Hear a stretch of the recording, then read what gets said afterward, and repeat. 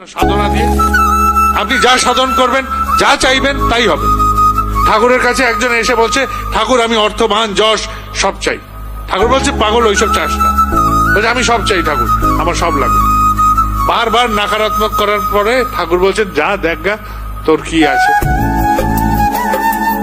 বিপুল অর্থ সঞ্চয় হলো তার, যশ হলো, মান হলো। এই বিপুল সমুদ্রে সে ঠাকুর বিস্তৃত হয়েছে। বহু বছর কেটে গেছে, প্রায় 30-40-50 বছর কেটে গেল। মাঝখান দিয়ে ফাঁকের কোথায় দিয়ে চলে গেল, তার আর ঠাকুর মাথায় নাই। সে সব ভুলে গেছে, অর্থ পেয়েছি, মান পেয়েছি, যশ পেয়েছি, সব ভুলে গেছে। একমাত্র ঠাকুরকে সে ভুলে গেছে, ভুলে গেছে সমস্ত কিছু।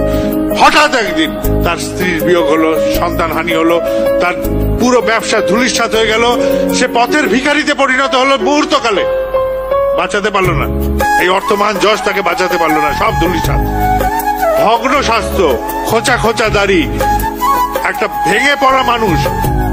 সে এসে পৌঁছালো ঠাকুরের কাছে কত বছর পরে। ঠাকুর চিনতে পারছেন, ঠাকুর তখন বৃদ্ধ। বলছেন যে, তুই অমুক না, লাগবে। প্রণাম করে সে চলে গেল। আর বলল কি, যে আমি অর্থমান যশ চেয়েছিলাম, আমি সব হারিয়েছি। আমি সেদিন ঠাকুর আমাকে বলেছিলেন অর্থমান যশ চাস না, আমি তার নিদর্শন। অর্থমান যশ চেয়ে আমার কি অবস্থা হয়েছে, এই আমার হাল, আমি সব হারিয়েছি। আর ঠাকুরকে যদি চাইতাম তাহলে সব পেতাম। রাজার ইচ্ছা হয়েছে যে তিনি কল্পতরু হবেন, যা যে চাবে তাকে তাই দিয়ে দেবেন, ভরিয়ে দেবেন তাকে। রাজার ইচ্ছা, রাজার ইচ্ছাতে প্রজাবৃন্দ রাজার কাছে আসছে, এসে বলছে যে প্রভু আজ আমাকে এই দিন। অমুক এসে বলছে এই দিন, তমুক এসে সেই দিন।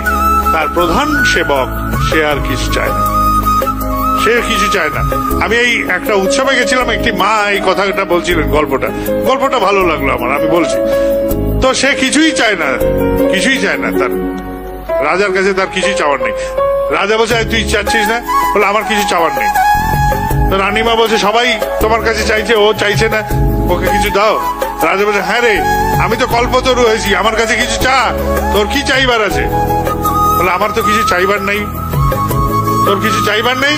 বলে, না, আমার কিছু চাইবার নেই। বলে, আমি যখন কল্পতরু হয়েছে, আমার কিছু দিতে হবে তোকে, তুই বল তোর কি লাগে। বলে, আপনি দয়া করে একবার আমার বাড়িতে চলুন, একবার। রাজা বলল, তাই হবে। মন্ত্রীকে ডেকে বললেন যে, হ্যাঁ মন্ত্রী, দেখো ওর বাড়িতে আমি কথা দিয়েছি যে যাব, ব্যবস্থা করো। মন্ত্রী বলল, রাজা মশাই যাবেন কি? ওর রাস্তাঘাট নাই। বলে, রাস্তা বানিয়ে দে। রাস্তা তৈরি হয়ে গেল। বলে যে, ওর বাড়িতে যে যাবেন, বাড়িতে তো বাড়ি ভাঙা, ছাদ বলেও কিছু নাই।